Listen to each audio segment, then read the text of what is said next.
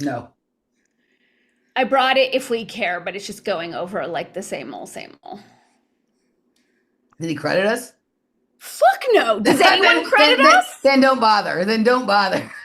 Of course not. But someone sent it to me and like, this is the best takedown of bread I've seen. And I'm like, since Emily and I did it 6 years ago? Right. Well, that's the hot new topic. Right now, it's easy and trendy.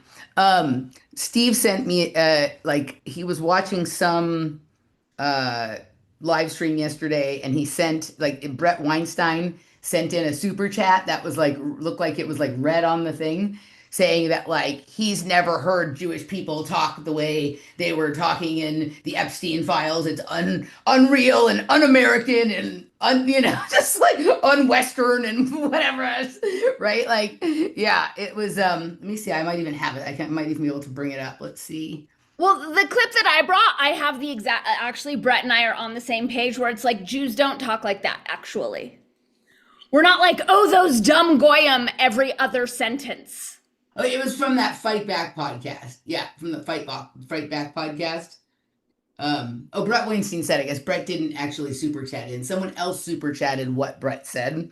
But yeah, no, so now people are taking Brett down for like things he didn't actually do or things that may or may not be correct, as opposed to like the obvious things he should be taken down for. But anywho, hi, it's nice to be back with you. I think we have landed. Let's see if there's anybody saying we've landed. Yes, there's a we've got a few crowns in the house, but it's weird. The first crown was the number 3 crown, and that was Steve, who said, what a putz. Yes, a putz. Thank you for your generous super chats, everyone who's logging on. So I don't understand why crown number 3 would come before crown number 1, right? That's kind of weird. But yes, Because we've three got, is the magic number. I guess so. We've got 19 people in the room already, so it seems like we So have I expect landed. 19 super chats. It Let's see is. how much you guys really missed us.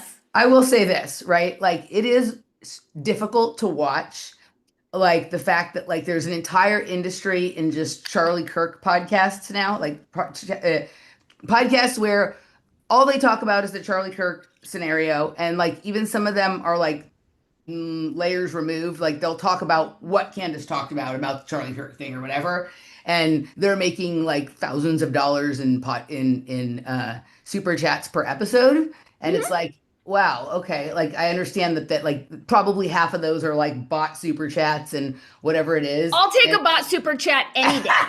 Any right, day. but it's really like, I'm sure those people are all people who've only woken up in the last couple of years, maybe since COVID. They haven't been doing this that long or whatever it is, and so for them this is like how 9/11 was for us. They're like really excited to can't tear apart every little piece of it, but it's like very clear that like, okay, if you want to make money, then you just have to shrink your brain capacity to only talking about sort of this one thing. And whether someone's doing a good job at that or not is not the question that I'm asking. But I've never seen anything like this. Like Baron Coleman will spend 2 hours after he's done presenting information responding to super chat questions. Can you imagine having so many super chats that you had to respond for 2 hours?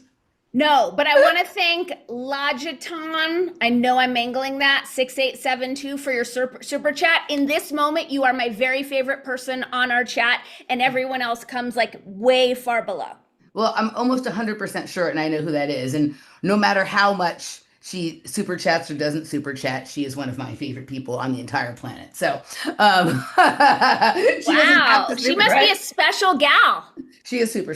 She's like one of those rare people, and if it's the wrong person, then but I'm pretty sure it's not. She's like one of those people that like I totally wish I lived in the same city as, so I could get a drink with her once a week and just like sort out all the shit, right? Like like the weirdest thoughts I have, that this, that, or the other thing, right? She's like probably weirder than me, which is pretty unusual. Yeah, Dead I Star like Cave her. Girl, we love you. We love you. Yay! You and Logiton, we love you the mostest.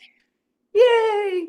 But I'm super happy to be back. I was excited to do this today, which felt like refreshing. You know what I mean? Like I didn't, because we've given ourselves space and time, and I didn't have to go to work today, and I also didn't have to give up a day of work today to do this. I just didn't have work today. I didn't schedule myself that way because I could this time I could do it different. So it felt nice to like take my time and think about things and be ready when show goes. And here we are, and I'm happy to see you and everyone else. Yay. I love that. Yay. We're happy to have you, happy to be here. um, but man, it's been a crazy couple. I just had the weirdest trip, like one of the weirdest trips ever. What did you take? Mushrooms, ayahuasca? An airplane to Florida. Oh, weird. Right. Yeah. So I went to we had about 12 days in Florida. And Why? this is something, well, we've been wanting to like since probably like the second year we've been here in Austin, we've been wanting to go to Florida for like a couple of weeks or a month during the winter because I recognize this sounds silly to most people, but in the winter it gets colder than we like it here, right?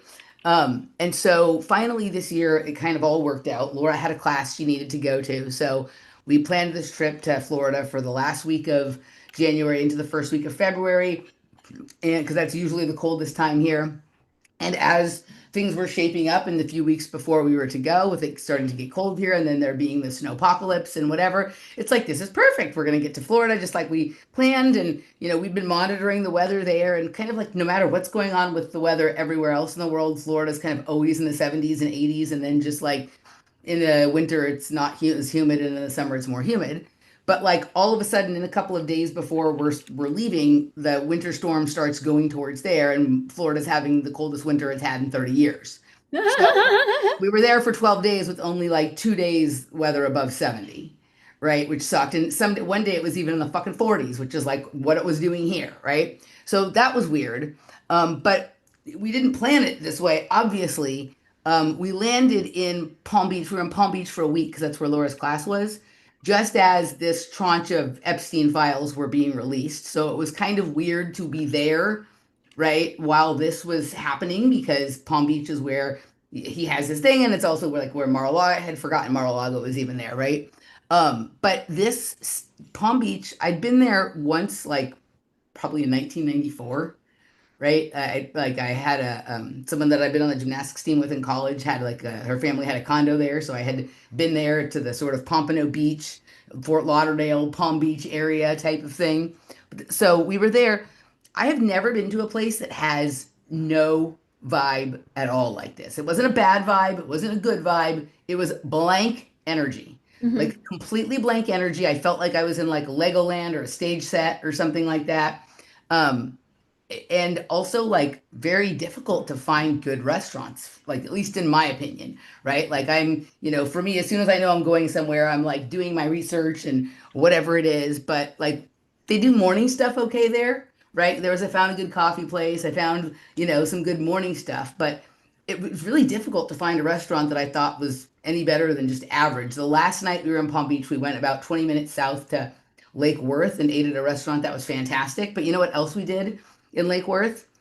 We went to and only because Steve came to see us, and Steve, like, I knew this bookstore was in Florida, but I didn't know we were so close to it. We went to the Dancing Elephant bookstore. Are you familiar with this? I'm not.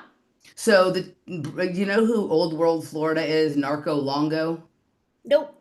Because it's like a Tartarian Florida, like the kind of Oh, thing, rad. right?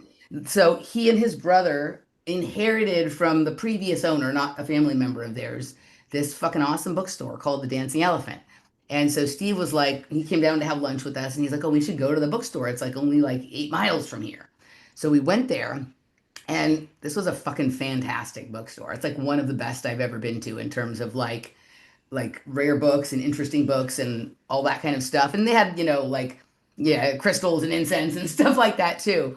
But this was really impressive bookstore. Like I'd say probably in terms of the topics that we're interested in, like one of the top five bookstores I've ever been to, including like all big cities and all of that kind of stuff, right? But it was just like all that. It wasn't like when I go to the last bookstore in downtown LA, they have amazing stuff, but they also have a bunch of other stuff that isn't amazing for me. It's like there's the amazing sections, and this is like the whole thing was amazing, right? So, so that was probably one of the best things about that area. So we were there for a week, and then we went to Miami, and we were in South Beach for a couple of days, and then we were in the Design District. And the food was definitely better in Miami. The food was excellent in Miami. But generally when I'm in a big city, unless I find myself going, I hate this place, because there are some big cities that I hate. Like there's something about it that pulls me. That's like, ooh, I kind of like this. I could live here. Like maybe I should try this sometime because I'm like a try, I like to move around and whatever. I felt no pull at all towards I've never been to Miami before. I've always wanted to go there. Food, weather, dance, music, all that kind of stuff. Like I enjoyed myself. I had fun, but I was like, yeah, I don't ever need to come back here. I'm good. Yeah, I'm It totally was with great. you. It I was trained in interesting. gymnastics in Florida as a kid at TAG. And Uh-huh. in the mornings, we had to usher the alligators out of the gym with lacrosse Oh, that's sticks. right. Your family is from Florida before you moved to LA, right? No, I was born and raised in LA. Wait, but what were you? No, You my just went dad's from Detroit, my mom's from Chicago. But I had a relative who lived in Florida. okay. I knew you had someone in Florida or whatever it is, right? I thought you were born in LA, so that was like, okay. But I knew you Yeah. went spend time there as a kid. That's interesting. Your dad is from Detroit. Like Yep. my sister's husband's family is from Detroit also, I right? love I people from actually Detroit. I love him. I love Detroit. I like going there. I like the music and all that kind of stuff. But yeah, the whole thing was weird. Like the whole time in Florida was just like like we weren't having a bad time or anything like that. It was just like it felt bizarre, like the timing, and then just this sort of like I wouldn't say there was a no energy in Miami. Like it definitely had its own vibe, and I could kind of appreciate it. Like I could enjoy it and go, oh, that's cool. But generally, things that are cool, I'm like, I want. And I was just like, oh, that's cool, but like, I'm good. You know what I mean? It was just bizarre for me. I think Mhm. I'm like very clear that I'm a Los Angeles person. Like, right? Like maybe like my experimentation with all of the different places. You know what I mean? Like, I'm really clear on what I like, you know? Mhm. So that's kind of interesting to at 50 finally get there. Nice. Right? But anyway, so yeah, so that was we went to this another friend who like came and met us in Miami, like wanted to take us to check out this like weird thing in Hollandale Beach, which is like kind of almost back near towards Fort Lauderdale. There was like this strange statue of a Pegasus stomping on a dragon's neck. That is the third biggest statue in the United States and the biggest statue of like an equine in the world. It's fucking enormous and like one of the weirdest, creepiest things that I've ever seen. And like it's kind of in the middle of like nowhere, just like a suburban mall parking lot next to a casino. It was odd, but like the story behind this is like, how does something like this, like there must have been one heck of a portal there that they were trying to plug or something like that. Mhm. Um, Steve, do you know what I'm talking about? Have you seen this monstrosity in Hollandale Beach? But you know what was really weird when I went near it? The back of my legs hurt. Like she wanted us to go there because she has like it makes her feel weird. So she wanted to see if other sort of psychic-y, intuitive-y people had a weird feeling. And as soon as we like drove up close to it, like I got this tightness in the back of my knees that was there the whole time we were there. And then as soon as we drove away from the same spot, like went. It was really weird. That sounds kind of similar to when I passed out in the movie theater a couple weeks ago. Yeah. And every step after I came to, every step I took away from the theater, I was just feeling better, better, better, better, better. Right. Right. Let me just show you this picture of what this monstrosity is. And it was enormous. Like you can't, I almost couldn't believe the size of it. And these pictures don't do it any justice, but it's like a horse stomping on a dragon. I don't get it. Is there like a plaque that explains why? No, there was no plaque. And there is like kind of a theater underneath it. I'm like, oh, maybe they do something weird down here, right? Because it didn't say you could go in the theater or what it was. And if you remember, like the Eat Dinosaur out in Cabazon also has a theater under it. Sometimes these weird edifices have that. There's like all these different, it looks different from every different angle, right? Like whatever different angle you kind of go to, it's kind of Is there a myth weird. around Pegasus killing dragons? Not like I could find no explanation for this. Like there's a Wikipedia for the statue that says who Well, that's built interesting. it. It's at Gulfstream Park, and presidents fly on the Gulfstream. The Gulfstream Park is a horse racing place that also has a casino and a shopping mall, What's the right? Gulfstream? Do we know what that even means? I think it's just it's that I think it's just that's the name of the horse track that's Okay. next to it and the casino. Um, But like you can't appreciate just from looking at the pictures how big this thing was, and then the way they Looks had it. pretty big from that one that you have pulled up. It looks pretty huge. It looks like Yeah, as big as Colossus at Magic Mountain. that's exactly right. Yes, that's exactly the size. And we were there at night, and so it was like weird. The horse had like a blue light on it, and the dragon had like this pinkish purple light on it, and the way it was lit was kind of creepy. But my friend's husband, like he's our friend too, he said that there was a plaque the first time that they went there, but there was no plaque now. And the Wikipedia for it gives like all the specs on it, but no explanation of like what it means or why or anything like that.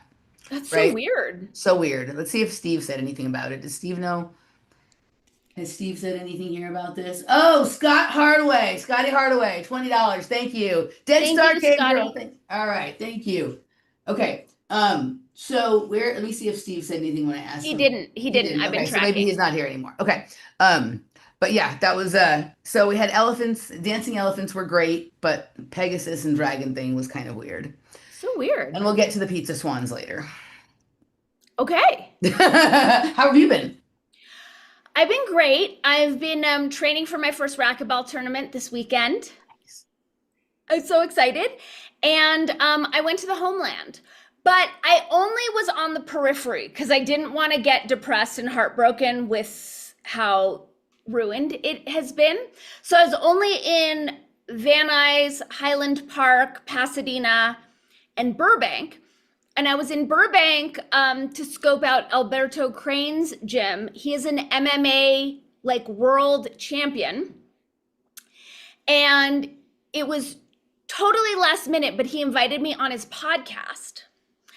And this was the biggest podcast I've been on. And he had this really fancy setup with these mics and headphones. And it was the first time where I'm like, oh, good microphones are a whole different ballgame. It was Right. a whole different thing to be speaking into that microphone versus the like six that I've gone through for our show. Right. Yeah. Yeah. Right. Like I just bought a nicer, like this microphone is okay, but I have a desktop microphone that I bought for the house in Los Angeles. Right. That is a nicer microphone. I don't wear headphones. I can't be expressive with myself and it just feels restricting. So I don't wear headphones. That can improve the sound even more. But yeah, it's completely like spending a lot on a microphone didn't seem like a huge priority to me when I first started doing this. And now like getting a better microphone, like I keep trying to make upgrades to like sound and like I got some fancy new like background lights and stuff to try and make it look better, like keep that sort of organic look, but also have some color and whatever it is. I haven't figured them out yet, but yeah, yeah, it's completely different. It was a totally different ballgame. Yeah. Yeah. We saw Sally in Palm Springs, who also took us to see a giant statue of Marilyn Monroe. Hi, So Sally. we have I don't think she's watching our show. She gets mad if we talk about her anyways. Just you. But that's it. That's all I have to report. Watching I'm enjoying watching the New Mexico politicians. Are we frozen? I Because think you're we're frozen. I think we're frozen. So Am I let's. frozen too? Oh, and now I'm pink. Okay, now we're back. Okay. I'm enjoying watching the New Mexico politicians pretend to be surprised about Zorro Ranch and Epstein as though they Right. weren't helping him the whole time. So I'm enjoying the theatrics of it all. Yeah. Yeah. I mean, this is the whole, well, there's two things, well, there's many things going on simultaneously right now, but like obviously there's like a bunch of us who have known about this stuff forever and are just like very jaded and not too excited about all of this and just kind of like either completely disinterested or to the extent we're interested are like, okay, what are they distracting from with this? Right? Like what right kind of thing? Like what is the three ring circle? Because if you think about the number of things that have kind of happened like in succession that seem to be distracting from one another and the timing is kind of interesting. It's like, okay, you know that like at this point, the best thing to distract people with is something that is partially true because that'll keep them excited or even all the way true, but not the point mostly, right? That'll keep them distracted for a really long time and they won't be paying attention to everything else. But within the, but there is a subset. So you have all these people who like only care about it because Trump's name is in them and because it's like this is happening under Trump and he tried to stop it and whatever it is. But there's also a subset of people who, when like Pizzagate stuff happened, which right, like several years ago, they were either completely asleep and not paying attention, Or or making fun of the rest of us talking or about it. making fun, right? Or making fun of people, or equate QAnon, whatever it is, right? And then those people have now, because of like COVID or because of some other, like political scandal or some other thing, have woken up during that period, right? And so now they're like, either considering or accepting that they may have gotten that one wrong, right? And they're not the same disingenuous people as the ones who are like making it only a Trump thing, but it is interesting. And now we're going to have to, and this is always my issue with all of this like stuff when people wake up real late, is like now we have to sit through them going through all the things that we already went through 20 years ago. And right. And sort of the idea is that we'll applaud that everyone's waking up. But for me, it's just kind of like, oh, we have to talk about this again now. Like, didn't we already do this? I'm bored. Yeah, I felt the same. And then I did a podcast with Bet earlier this week, and she I had, bet. yeah, we love Bet so much. And she's so like heart-centered and compassionate. And she was saying, like, us crazy conspiracy theorists went through the devastation and the heartbreak of what was happening to children as well as to women like 10 years ago when we figured this out. And then we've been holding this for the Right. world who was vilifying us and canceling us. And now is the time where we get to grieve it emotionally, like how terrible it is. And I do find it really offensive to see the people saying, like, haha, it's Trump and Obama's not in the files, which is a total lie. And it's like, can you just pause to take in like the largesse of this and what this portends for how many people were destroyed? So I see a lot of people like skipping over that part, which I find pretty gross. And then I've seen other people like shaming people for not being obsessed with it, and it's like, Right. you unfriended all of us 10 years ago when we tried to bring Right. your Someone, attention I've to it. heard people say that, like, if your favorite content creator isn't saying something about the Epstein files, you should be suspicious about that or whatever it is, right?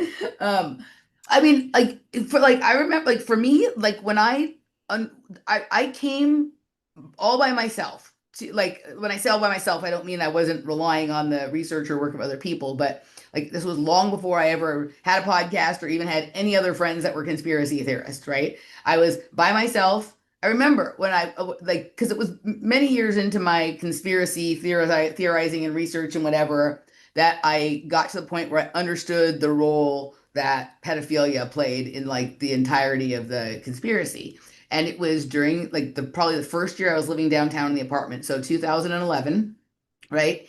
And like it became um like, once I sort of started to figure out that trail, I like needed to follow that all the way to the bottom because I wanted to understand how it worked, like how the sausage was made. And so but the like I was completely numbing myself out with meth, right? The only reason I could look, because this was back when the internet still worked, right? And Right. like I could stay up for Pre-dead internet. days and days and days going down rabbit holes and ending up in some very weird places, which nobody goes to those places anymore unless you're into the dark web, right? And back then I've never been on the dark web. I didn't have to. It was just, and so much of the research was like intuitively led. Like, it wasn't like, oh, I would just click on this link from this link or whatever, but there would be some like strange phrase in one thing I was reading, and then I would like search for other uses of that phrase, and it would take me into all kinds of weird things. And this is where I first started connecting how like fusion and genetics and all of that kind of stuff was like, I didn't completely understand it then, but that was where I first like had that triad of understanding that those things were together. But the only reason I could do it is because I was on meth. And meth doesn't make you not feel your feelings, it just makes you not care that you're feeling them. So I wasn't, I was like lonely at that time in my life, but I didn't care that I was lonely. I was horrified by what I was reading and listening to and whatever it is, but I didn't care that I was right. It allowed me to keep going. It was like a numbing agent, right? So that I could keep going. And I remember like, at one point, like kind of coming out of one of my holes and like trying to explain this to my father, right now. And he kind of just, to be fair to him, he was always more nicer about this topic than he was about any of my other sort of conspiracy topics. But he just kind of looked at me in this way, right? He didn't kind of start having more curiosity about it until I linked it up with the gymnastics like a year or two later, maybe. But he just like looked at me and he was just like, I couldn't tell if it was pity for me, right? That like, oh, you're now you have to like deal with this consciousness in your head, or if he just thought that I had so completely lost it because, I understood that this was how like banking and Hollywood and political stuff, and I kind of mapped it all out for him. And I just remember the look on his face, right? And so that was like back in 2011. And was the look on his face that he didn't believe you and he felt sorry for you for buying into this, or was it genuine compassion for what you were taking in? Somewhere in between. It felt more like, okay, well, like this is how I've always felt about my father, is I think my thought father knows what I'm saying is right, but he just doesn't want to cope with like having all that awareness because, right, so he, and he, I think he didn't want it to get in the way of me being happy and successful in life. And also, like, he doesn't feel equipped to do anything about it. And you know how men are sometimes, like, if there's nothing they can really do anything about it, they don't really want to hear about it or something like that. So I wouldn't say he looked at me like I was crazy, but I also wouldn't say compassion. It was like, oh, what have you gotten yourself into? Like, more like that. You're never going to be able to get out of this. And I feel scared for you for that. Yeah. And he's right. I'm never, you can't get yourself out of this. Like, once you've seen it, you can't unsee it. Totally. And I'm like, to this day, I'm haunted by images and stories that I took in 10 years ago when I first Yes. flew into Yes. this. I'm having a histamine reaction, which is why these are coming on and off. I'm not sure if it's the peptides or the sauna space, but Pizzagate was the first time I lost a really good friend for thinking I was too crazy and not being able to handle what I was tapping into. Hmm. But I was talking to a friend today because we were like, why is this coming out? Like, for sure, there's tons of disinformation, there's tons of lies, but there's also a lot of truth. So we were like, why would they let this out? And why would they allow so many pieces of the puzzle? And then I was talking to another friend today who's like a spiritual energy healer. And she said that at some point in the past month or so, something like some bad guy protection in the astral plane was vanquished. And she said, well, they're not being protected out there anymore. And that's why this is coming out. Now, I have no idea if that's true, but I was like, it kind of makes, like, I could see that making sense given, like, I don't understand why they would allow so much of this to come out the way they're doing it.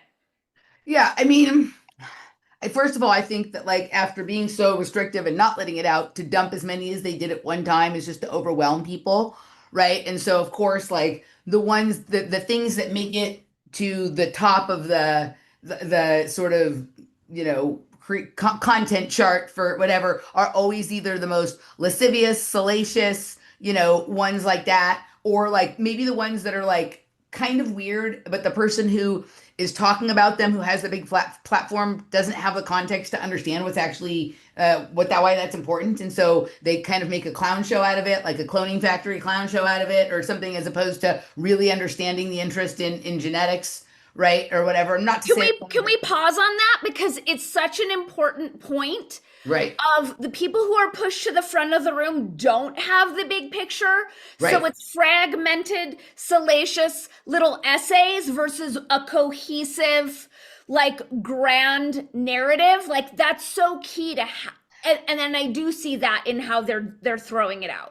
Right. I mean, totally. Like sometimes these most viewed videos are coming from like Instagram or TikTok people who we've never seen or heard of or whatever before. But even if you have someone who's been around a little bit and covered some of these topics for a while, they're lacking the context of like 20 or 30 years of internet history on this. And maybe they're just dealing with what they've known for the last 3 or 5 years. And maybe they're doing a good job in that territory and space. But it's siloed. it's siloed, right? Yes. Like one of the things that I'm really like, and I haven't figured out how I want to talk about this yet, and if I want to talk about it by myself or who I want to talk about it with, right? Because both things are things that I don't like to give a lot of space to here.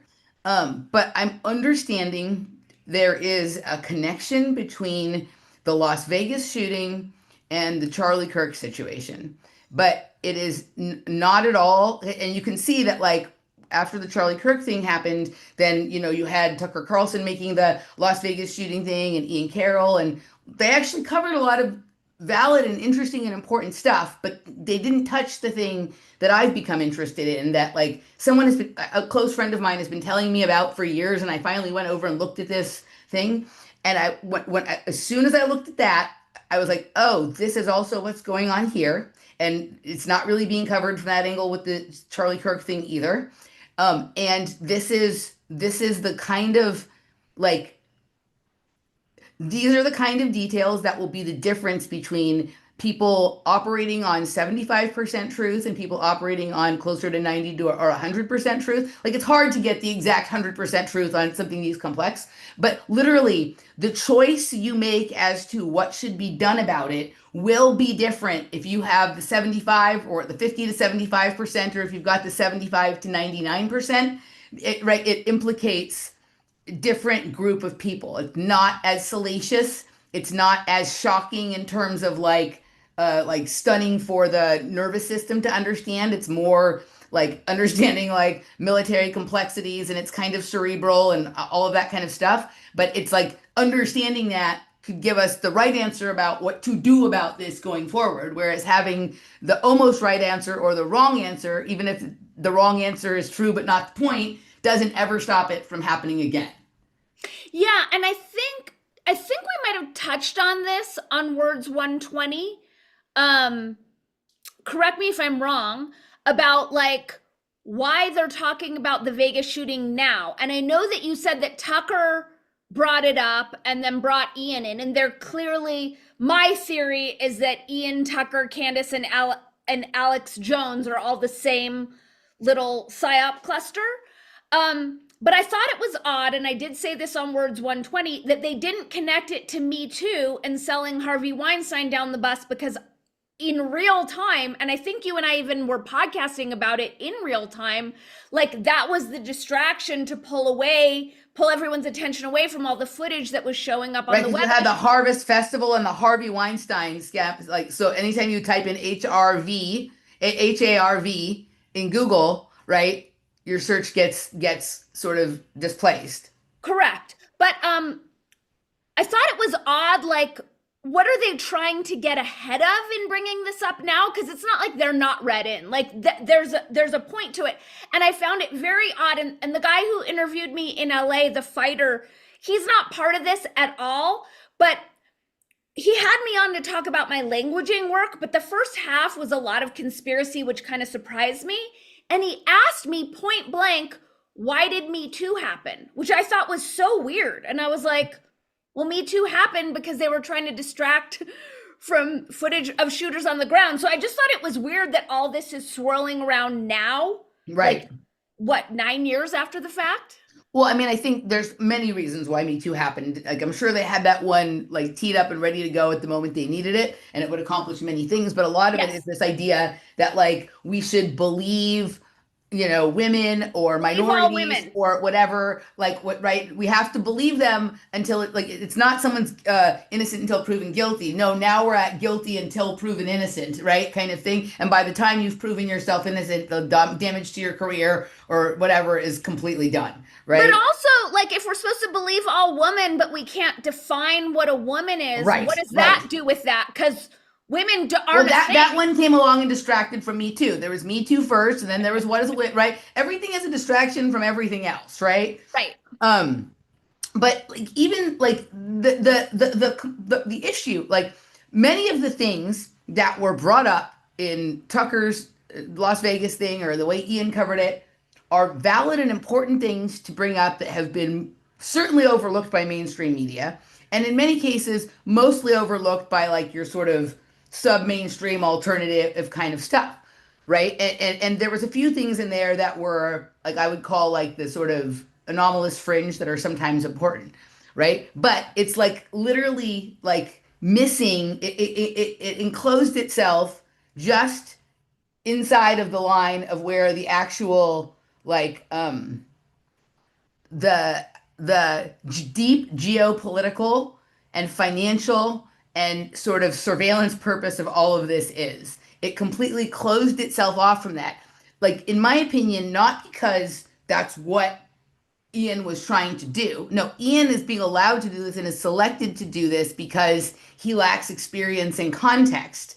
And so he, even if he does a great job in here, he has no way. It's like somebody who's doing a report on gymnastics is never going to know, who's never done gymnastics and has only been watching gymnastics since Simone Biles came along, is like not going to know the weird stuff about gymnastics that certainly that you and I know, but even someone like my dad, who's been around gymnastics his whole life, like for his whole adult life because of me, would know. They might do a great job of explaining that part of the bubble, but like they've lost all context as to how gymnastics ever became that way to begin with. For And, sure. and like what the underpinnings of like that create that scenario are.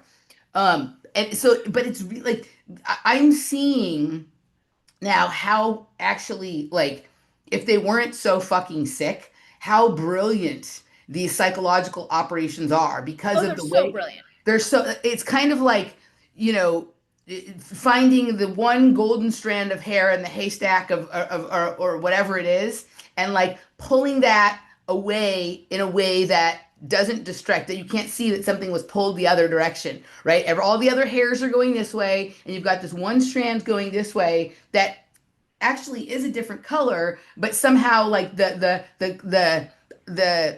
grace with which you pull it to the side is the distraction that from what right that kind of it's amazing. Yeah. So, case in point, I have seen more videos on Santa Fe Institute and Lifeboat Foundation in the past 2 weeks than I've seen Yes, in my entire life. None of correct. them credit us on any level.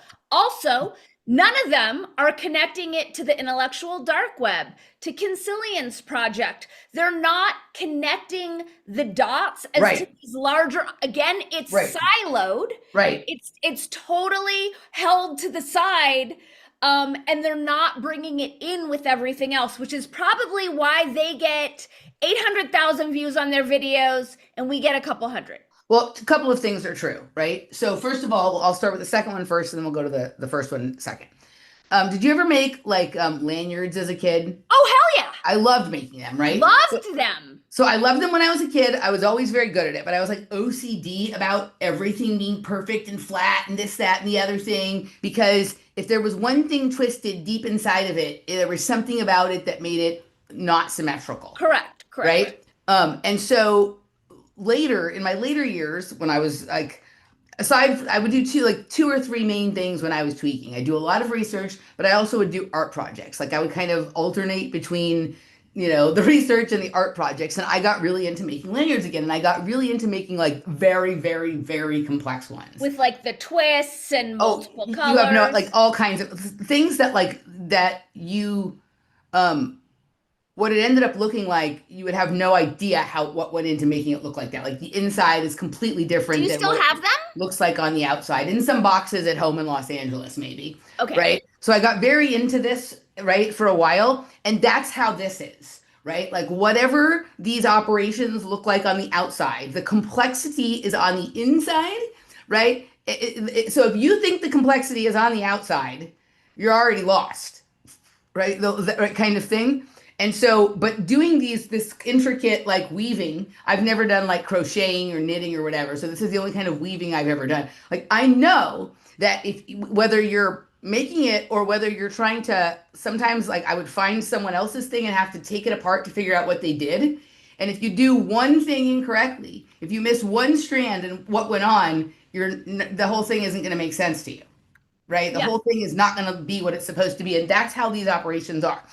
The reason I figured out this was kind of brilliant, whether it was intentional by a person or whether it was algorithmic or it was just the synchronicity of the universe. Part of the reason you and I never get any credit for any of this is because all of our work had to take place behind a paywall because we were getting censored when we were talking about it, right? Correct. But I believe Words 5960, those early Lifeboat SFI shows were public. But yeah, we were getting tons of Some of strikes. those early ones were I just stopped working with Randy, and so I had like maybe 1,000 people subscribed on the YouTube channel, Right. right? We weren't monetized, right? And so part of the issue with monetization, regardless of whether you want the ad money or not, they don't promote your video as much if you're not doing the ads because they make money from the ads, Right. right? But what, like, there was a couple of things that happened, right? We started getting shows taken down, right? And then not just on the public YouTube side, but like even on the private side, the Vimeo side, all that shit that was happening when I lost my Vimeo account created a scenario where like we so had to pick and choose where we were going to talk about what, that there was no cohesion, right? There was no, you could tune into Dani and Emily every week to hear more on this because some days we would be public and some days we wouldn't be public, depending on like where the information was going. And right, like the whole thing was kind of crazy. And then like for a while, like I had no way of posting videos on Patreon because, right? So this, like, that's probably partly, that is, I believe people for the most part, with the exception of, like Brett and a few other people, when they say that they don't know that we talked about that, right? Yeah. Hold up. So first of all, just so our audience knows, like just how schizo it is, I will get strikes for videos that you and I both put up that you won't get strikes for. But Sam Tripoli scheduled me on his show no less than 4 times to talk about Santa Fe Institute, no showed every time. And he just posted some SFI video yesterday as though he was hearing it for the first time. So I do think you're correct. A lot of it is that we are hard to find because we've been so fucked with, but I don't think that's it across the board. Yeah, I mean, I think there's lots of things going on. Like, I think the individual creators who are not crediting us because they haven't heard it, because they didn't know we talked about it, they're not like fucking over Dani or Emily or anything like that. But the fact that nobody, like, there's people right now talking about Lifeboat and SFI that like never seemed like they would have ever been interested in something like that, and they're Correct. talking about it because it was in the files, right? Correct. And so like now, right, now it's like, oh, they want it to be talked about because they have perfected their bullshit outer lining of what Santa Fe Institute is. So when people go over there, they're just going to go over there and be like, oh, this is fucking boring. They're talking about like global warming and, all of that kind of shit. Like, yeah. Oh, I totally forgot a weird synchronicity that I wanted to share with you. And then we would probably be wise to get into our clips. But for about a year, I've been looking into like, what's the right structure that I want to put on my property for my apocalypse fortress? And I found these domes that are made out of like a fireproof ceramic, and they're really low maintenance, but they're not in production yet. So I keep waiting, and I'm on their mailing list, and I just keep waiting. They're still like collecting their seed funds, and I'm like, when are they going to go into production? So Courtney and I have been trading research behind the scenes. And for anyone who's not watched Words 120, we interview Courtney Turner. It's the first installation. I'm not ruining anything, right? So if you guys can go to wordspodcast.locals.com, promo code welcome to Words 26, all one word and capital. And you will find the dialectical dark web deception, which is part 1 of our more than 2 hours, about 2 hour and 15-minute conversation with Courtney Turner. The complete interview with Courtney will be up next week. And when that happens, we may make some of it public. And then there's also like another segment that will come later that is like our commentary and our thoughts after speaking with Courtney, who's very smart and very impressive and is doing a good job, like being diligent with covering all the shit that we don't have the patience to cover and whatever it is, right? She's very good. But it's 120. It's there. Yeah. Okay, awesome. So I'll just tie this up really quick. And Biocharisma, please message me about this because I really want to know what you're doing. So Courtney, you've never seen Chris's structures? No. Oh yeah, they're really cool. Like yeah, I'm yeah, so excited. I'm super yeah. excited for this. So, Courtney and I have been trading information because, as for anyone who hasn't watched Words 120, she picked up the SFI story last year, and she has a brain like Emily's where she can, put together so many disparate things. So she's doing great work. She sends me the bio, whatever the link is. They're called geoships. She sends me the geoship link, and I'm like, that's so weird. Why would she send me this? I've been wanting one of these for a year. So I click the link, and guess who pops up? Schmacky. Of course. Schmacky is part of the fucking company. And what I noticed was I'd gotten an email from them literally that day, and they had angled it into like, well, this is our best defense against existential risk and climate crisis. But I was like, when did this become their branding? And I was actually going to reach out to them to say, like, can you like hold off on the fear mongering? And it was the same day Yep. she sends it to me that Schmack is part of it. And I'm like, now I want nothing to do with these structures on any level. Well, Chris has got your back, right? Hey! Chris has got your back. Hey, I'm so excited. I'm so For sure. excited. Yeah. His are more organic-y feeling too, right? His don't I have just want that, something like, low maintenance that I'm not going to have to like be replacing it. Cause here in the desert, like I watch my landlord every year treat the wood, and I'm like, I'm not doing that. I want something that I can kind of ignore. I think he learned how to do this in Costa Rica, where it's all like humid and you have to be careful with whatever. So I think he's very well aware of like which materials are good for which sort of climates and all of that kind of stuff. And yeah, Yay! you guys can go to topherhq.com to Topher see HQ. his structures. And then he also has his new biochar project. So I can't remember I think it's like black gold, something like that. Yeah. What is it, Christopher? It's black gold. Uh, oh, my dialogue box is frozen. Um, well, he's on here. He said super Adobe domes are right up my alley. I hope they can be put on stilts because I need everything. I'm so glad I mentioned this because I've really been looking for something that isn't Daniel Schmachtenberger's project. So yay. Yay. Okay. All right. Let's get to our clips. So I have a synchronicity that I'll be saved like that we can close with. Okay. But so let's get into right. Like after we've just been like, we don't want to talk about the Epstein files or this or that or whatever. There is like, I guess this isn't part of the Epstein files, but it's part of the information that's come out as part of this. I know I listened to a good portion of that Bannon Epstein interview. Haven't listened to or dissected the whole thing. I do have one clip that I saw somewhere else that I want to bring, but since you've sort of gone through that more, let's kind of go according to your timeline. And it is an interesting conversation, and he comes off very, very different than like any way he's been presented to us by anyone who talks about him, for sure. 100%. And one thing I want to say, can you see the screen? Half of it. Let me see if I could get him up. There we go. So remember Eric Weinstein saying that he doesn't know anything about finance? That Jeffrey Epstein doesn't know anything about finance. Correct. Yeah, I do. So I watched this video and I was like, okay, I'm not a finance brain, but he really sounds like he knows what he's talking about, and he sounds like a smart person. Like the one thing that I got from this is a smart guy. This like, clearly he has many flaws, but he's no freaking dummy.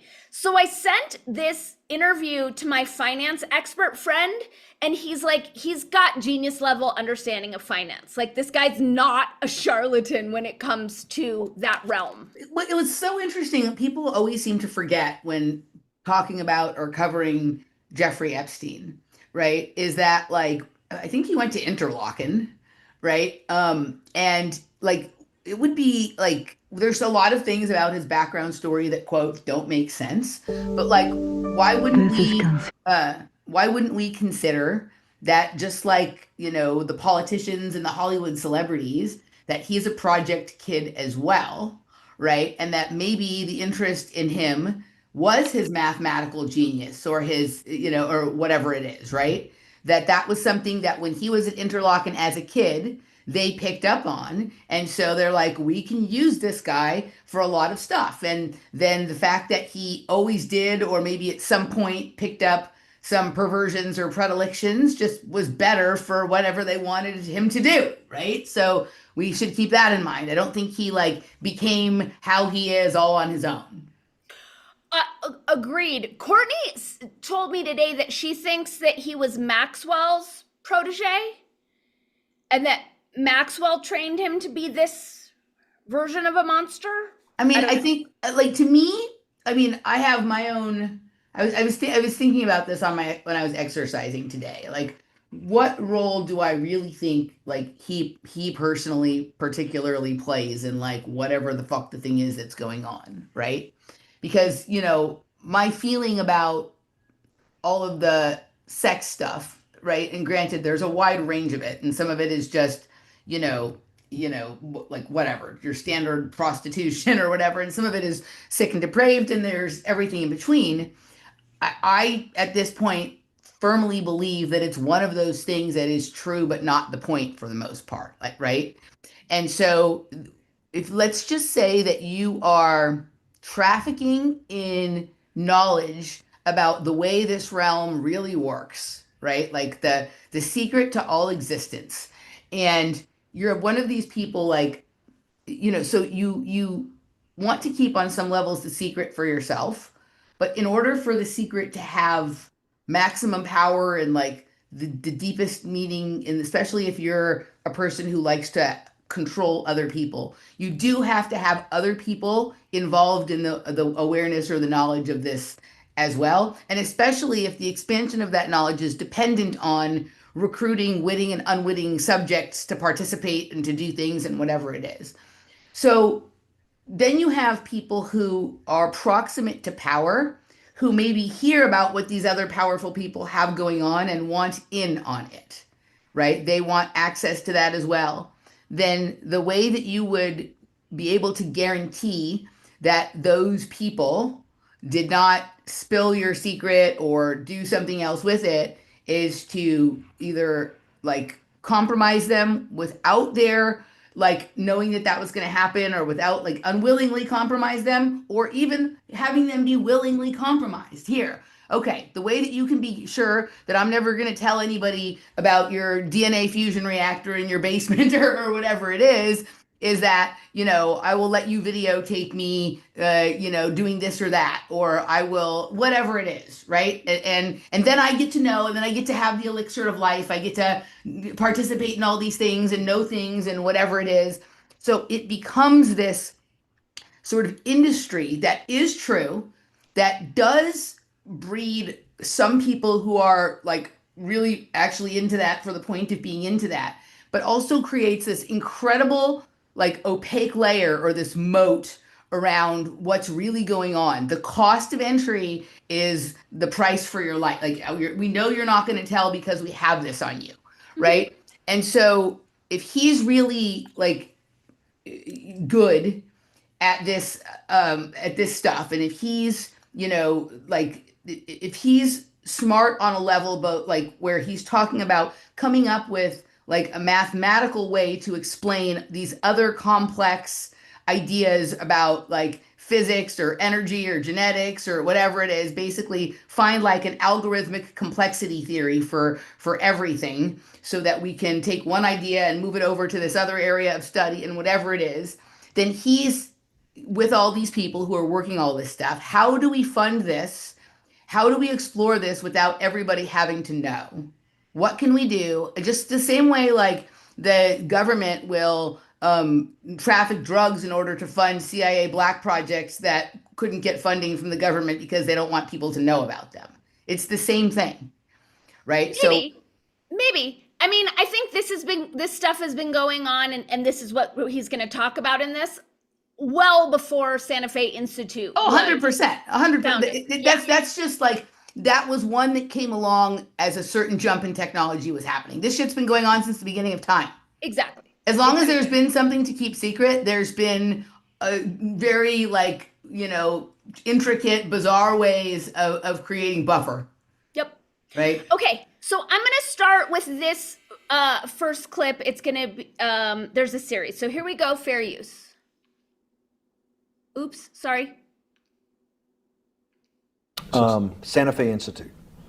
Why, when you're at the top of your game on Wall Street, do you decide to finance, which was at the time, or endow, or become the donor or sponsor, however you want to say it, for what was considered the most cutting edge group of mathematicians in the world? Action. So Santa Fe Institute in the late 80s, early 90s, I was interested, I was on the board of Rockefeller. So that starts, Rockefeller University, formed by John D. Rockefeller to sort of give back to the community. It's east side of Manhattan, except... Okay, he doesn't answer the question, but I just want to kind of lay the groundwork for him talking about how he was the early funder, like helped start Santa Fe Institute. And of course, what we know about Rothschild. I didn't bring any clips from it, but Corbett Report goes into the philanthropy donor advised fund scam around all this stuff, which is, that little Rockefeller mention was there. So I just want to walk us through this pretty quickly. Do you think that the reason Steve Bannon kept this secret for all of these years is because of the discussion about Santa Fe Institute, and they weren't ready for people to know about that yet? And so that's why now all of a sudden that the files are out where it's mentioned, he's able to put this out. Yes, I do. Yeah. And I'm so excited to see what happens to Santa Fe Institute and their programming with all of this crazy exposure, especially this interview, which I'm surprised that it's still on the web. Because it's so damning. All right, so here we go. One other clip. He's talking about being in jail during the 2008. Yes, I saw. I heard this part. This is interesting. Okay, so here we go. Sorry about Don't the tell my commercials, employer I guys. said this because My Firefox doesn't let me use YouTube as reliably anymore, so I will load the thing that blocks the commercials. Okay, here we go, fair use. It was all because you were rich. Yes. And it was all because they wanted to borrow money. Or get advice.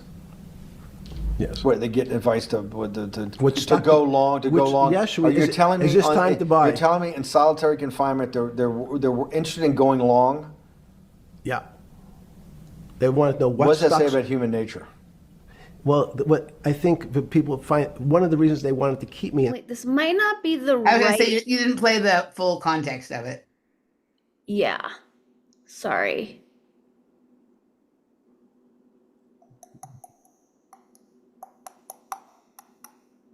Okay, I think it's here. No, I'm sorry. I don't have the right one. But what I was trying to find, oh, here we go. This is it. Here we go. Fair use. Sorry about. Comments about. In the beginning. What were the comments? At the beginning, what were the comments? It serves you fucking rich guys right that you're here next to me. There was nothing about your crimes. No. So they're talking about what the other inmates in the jail he was in had to say when the 2008 Bear Stearns Lehman Brothers crash thing happened, right? Because he was in jail when that happened, and yes. So the response of the other inmates at the prison when that happened to him is what he's talking about. Awesome, thanks, Em. Mm-hmm. All this rumor you hear all the time about people in prison that commit the type of crimes you commit. That's, you're saying in your personal thing is not true. No. It was all because you were rich. Yes. And it was all. So what I love about this is several times during this interview, Bannon, he doesn't say allegedly commit the type of crimes you commit. And he just keeps, yes, yes, yes. He never denies it. Yeah. Ever. Okay, so this next one, Emily, goes to something that you were mentioning earlier. And this is about the kind of Santa Fe Institute complexity nonsense. So here we go, right. Fair use.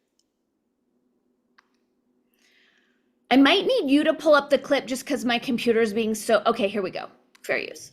I don't know what it's based upon. It's always interesting to look back and say, separate from, there's certain triggers. Like in the 70s, there was a time. What do you? Sorry, guys. My computer's being a little bit fussy. Here we go. Possible? Did you anticipate him having the heart attack today? No, you hope things are going to go better and maybe they'll fix it up. The system was getting too complex, and it wasn't based on derivatives, because what people keep forgetting, and as I was just explaining, Wall Street and in many professions, including Wall Street makes it sound complicated.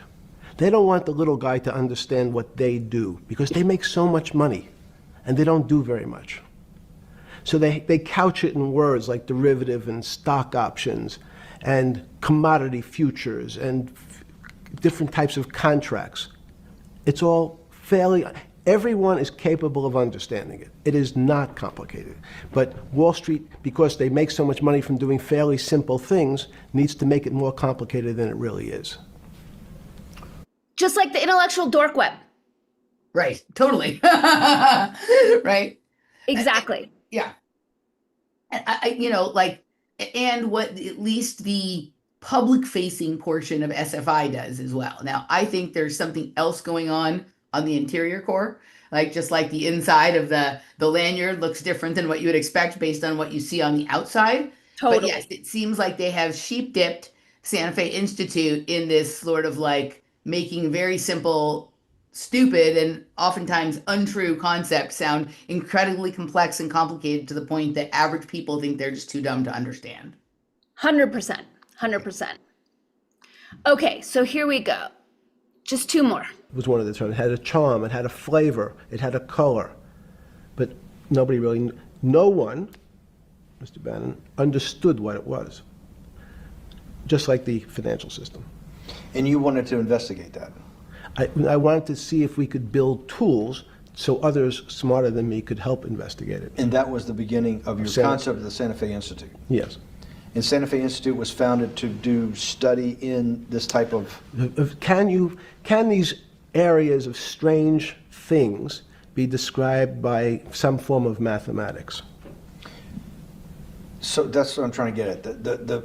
The foundational thought, the organizing principle of Santa Fe, yes, in the high physics lab at Los Alamos, right, which had been the headquarters of Manhattan, and the Trinity Project, right, the bomb. Yes. So you're talking about the elite, the high priest of physics. Of physics. Yes, sir. Which high priest of physics, some subset of that is also mathematics. Yes, they're both similar.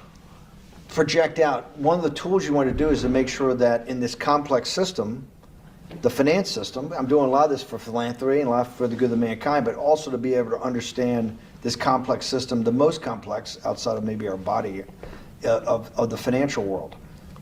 Yes. Did they create tools, or were you smarter in than the mid-aughts, 15 years later, than you had been then because of work that was done at Santa Fe? No, it was great. But in fact, most of my philanthropy in the area of, can you describe things that appear to be unexplainable by mathematics, and can you fund people who have new ideas? And unfortunately, when someone thinks they've been able to, there was a man, Stuart Kaufman, when they think okay, I figured out how to be able to predict the unpredictable, what appears to other people to be unpredictable. But my system, in those days it was called genetic algorithms, can predict what things will happen, then they all want to make money. So they use their systems to try to figure out, they know they have figured out the way to make money because they figured out the unexplainable. They try, they go bankrupt, and we start again. So with a cold view, what I've come to realize is that the attempt to mathematize, formularize, or what in your prior work, to understand what really is, in today's world, still unexplainable, is impossible. They're miracles. Okay. So he doesn't believe in Santa Fe Institute anymore. At least that's what he's saying publicly. Oh, we have one more where he says it clearly. But what I find interesting is that someone said to me today, which I hadn't heard, a rumor that Epstein is Satoshi who created Bitcoin. Right. Yeah, I've been hearing that for a couple of weeks. Like, yes, yeah. Which kind of makes sense in his framing, the way he framed Santa Fe throughout this interview. That kind of, it could line up. I'm not saying I know. Okay, last one from this interview, fair use. And then I have a clip that was like from someone else's show, but referring Cool. to this. It's a little different Okay. than the ones you played. The waves are coming through the windows. The waves are coming through the walls. So the walls are invisible to that type of radiation, that type of energy. The walls are, I can see them because my eyes, a physical system determines that the walls are there. You, with Murray Gelman, you founded, or were the original donor, and had the idea of Santa Fe Institute. In 10 or 15 years later, that effort to study the complexity of systems mathematically Yes. was It's a essentially total failure. A Yes. total failure. Total failure. Why is that? It's the failure of science because, in fact, if to some extent science doesn't describe romance. I don't know why I'm attracted to somebody. I don't know. People are attracted to each other, and everyone has the same feeling. They've seen someone walk. So he goes into some weird story about like, as though Santa Fe Institute was trying to create a mathematical formula for romance or attraction. It wasn't really clear, and he never like got a straight answer. But what I appreciated was that he says on camera that he had the idea for Santa Fe Institute from the jump with Murray Gelman. And I know that, I mean, maybe I'm misunderstanding something that you understood long before. I knew he was a donor. We have on record that he gave $250,000 to Santa Fe Institute, but I didn't know that he provided the seed funding to start it from the get-go. I didn't know that until this. Yeah, I wasn't. I wouldn't say that was something that I'm clear on. Like, I think that there was, it was originally the Rio Grande. We're frozen. Can you hear me? I can hear you, but yes, we are frozen, but I can hear you fine. I hope everybody else can hear us. If you can't hear us, then I guess try and let us know. If you guys can't hear us, put it in the chat and put which one you're hearing and which one you're not hearing. Yeah. Okay. But we're still okay. Now I can hear you. Okay, we're back. Okay, that isn't something I'm clear on either, right? Now, we understand from previous research that it was originally called the Rio. God, this is so weird. It is I don't know why this is happening. Okay, that it was originally called the Rio Grande Institute, right? Or Rio Grande Foundation. Yeah, right. And that was where we looked at the original table, the names around the table who was sitting there at the original meetings. Remember, we looked at that in one of our podcasts. I do. A couple of them, Stephen Wolfram and some other people, right? There was a bunch of people there. And then at a certain point, it got rebranded, right, as the Santa Fe Institute. So I don't know if he's claiming to have the original idea that was the Rio Grande Institute, or if he claims to have the original idea that those who had already been working on this Rio Grande Institute was like, okay, like let's sort of shift our focus to that. And, because we're out of seed money and we, or whatever. We do know that in the history of Santa Fe Institute, they've run out of money before and needed more, both in their old name and their new name and their old location and whatever it is. So I think we would have to do some digging to verify either version of the story. Right. But I also thought it was interesting that he said it was a failure. Right. Well, I'm also like, but 100%, right? But the failure leaves room for, at a certain point, he became unattached from Santa Fe Institute. But I'm sure he didn't. But I think that's because he was disgraced and they didn't want his name attached. I don't know that he was ever separate. That may be true. But he also, being intelligent, and a lot of the people that we've observed from Santa Fe Institute don't appear to be. I'm sure there are some people there that are intelligent. He may also have not liked where that was going. And so fine, they don't want me to do with it. I still have more money than they do. I can still buy scientists and do my own thing. So then he's off, right? And I know what not to get distracted with anymore because that didn't work over here. My guess would be it seemed to me like he was disparaging the fact that as soon as they figured something out, the first thing they tried to do was make money with it. Like that's the most important thing. And so Yeah. because it didn't make money, then we decided it didn't work. Well, like maybe the point isn't to make money. Maybe there's something more important to test with it, right? And so he observed, sort of the failures over there, right? Let's play my clip that comes from something that Clint Russell played on Liberty Lockdown. It's a short clip. But this was the part that grabbed, I mean, I hadn't seen the whole thing at this point, but this really grabbed my attention. Let's hope my shit is going to work here because we seem to be on low bandwidth for some reason. Okay, fair use. Everyone go check out Clint. All right, here we go. Weird, right? But anyways, Jeffrey Epstein says that he got his mansion in New Mexico explicitly because he wanted to hire scientists from Los Alamos, one of the most famous, like, military, dark, deep state research facilities that we are aware of. So let's back up. So why did I buy a ranch in New Mexico in 1993? So that gives you some sense. So I would have funded it in 1990. Los Alamos, which was the high energy lab up in New Mexico, was losing all its scientists. And Los Alamos, Oh God. Ugh. This only ever happens when we're live streaming, Right. right? I mean, I think I probably have too many windows open on my computer, which is probably the real reason for it, but it's still fucking annoying.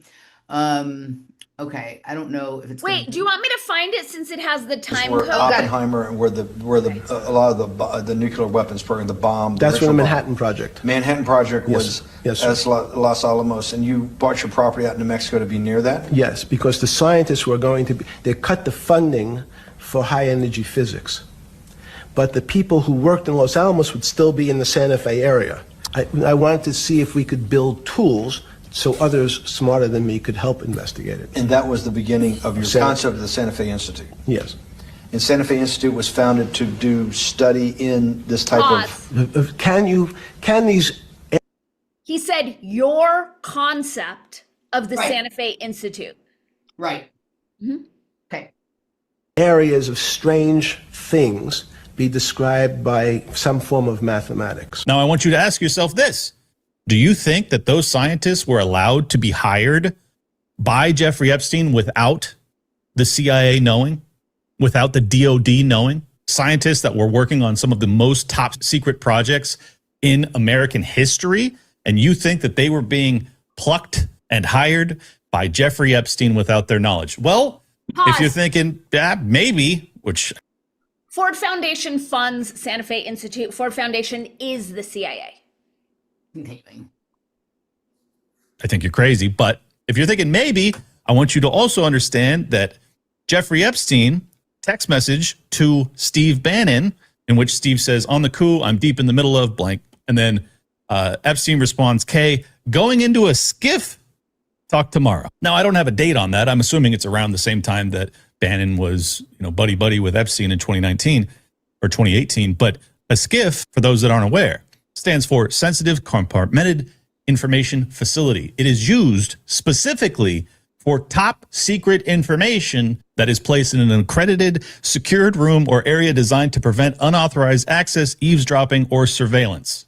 So why in the fuck was Jeffrey Epstein going into a SCIF? A full decade after he had been charged and convicted for solicitation of a minor for prostitution. I don't know, but we sure as hell need to know. So that goes to my point that like all of that stuff, as we know, and all of these files or whatever is part of this opaque layer that's been sort of created. Now, we're going to have to go back and revisit some stuff to try and get to the bottom of this. But I also thought I heard him say, I funded it in 1990, but Yes. I moved there in I bought 93. the ranch in 1993 because Los Alamos was losing all of their Physicists. right? So not all of those physicists were going to work at the Santa Fe Institute, right? But my guess would be that he befriended, probably funded, and also probably like Santa Fe Institute may have been one thing that he was funding, and it may or may not have been for the purposes that he said it was. Maybe it was funded to fail. so that nobody will, like, what if he has his own underground laboratory and those scientists that were from Alamo, maybe they occasionally gave a lecture at Santa Fe Institute or did a fellowship or an internship there or whatever. But like, what if they're just on his payroll? What if he Totally. has his own private fusion laboratory, physics laboratory, genetics laboratory? He's already talking about genetic algorithms and whatever it is, right? Like, my guess would be that like the people who work at Santa Fe Institute, that isn't all they do. I'm wondering, and this just occurred to me now, but if Santa Fe Institute isn't the front Correct. That's what I'm saying. for the Lifeboat Foundation research, and I have a clip that I'll share about the twisted shit that they were doing. I think they could both be fronts for something we haven't even discovered yet. Well, because he talks about he wanted mathematical formula to explain strange phenomena, but he doesn't go into what that phenomena is. And then when we get into Lifeboat Foundation, where it's about like cloning and human life extension and regeneration, like I bet that's more what's going on. But then again, you know, a lot of what's coming out about Epstein is his involvement in COVID-19. I don't know how true that is or not. But I've attended a bunch of Santa Fe Institute lectures where they're bragging about, you know, their operatives ordering, you know, the UK government to shut everything down. Right. So it's like, I think that they are all operating in different tendrils, different like tentacles of some weird kind of post-extinction futurist technofascist 100%. nightmare. 100%. But all of those things, Lifeboat, SFI, what they're talking about, right? He also is specifically saying, which nobody seems to care about, he's talking about nuclear physics, and he just explained about trying to come up with a mathematical explanation for why certain radioactive waves can travel through walls, but like they don't see the wall, but we do. That is like way less sexy or lascivious or exciting to talk about than any of the other things. So even if he was just those things were funded as layer 1 and layer 2 to keep people researching and busy and distracted and thinking that they know important things and all of that kind of stuff. Meanwhile, like, you know, back in the 90s, he's privately funding fusion scientists, giving him access to these technologies and understanding radiation and all of this stuff, you know, at a different level long before, like just right now, the public is really starting to understand the various levels of nuclear, right? So you know, the part that's the answer to me is the part that the people just kind of skip over because it's much more interesting to the lifeboat stuff. This right? is what I'm saying is, why are they letting this out? I understand all the salacious sex stuff 1,000%, but the fact that this is out and on the web and is pointing to the genetic stuff, the nuclear stuff, that's the part where I'm like, why would they let this out? Everything else I understand. That this interview is still up on the web, that's where I'm confused. Right. But in that interview, there's lots of things being said, right? And like part of the reason it's able to be out there is because people are still more obsessed with the salacious things from the files that may or may not be true.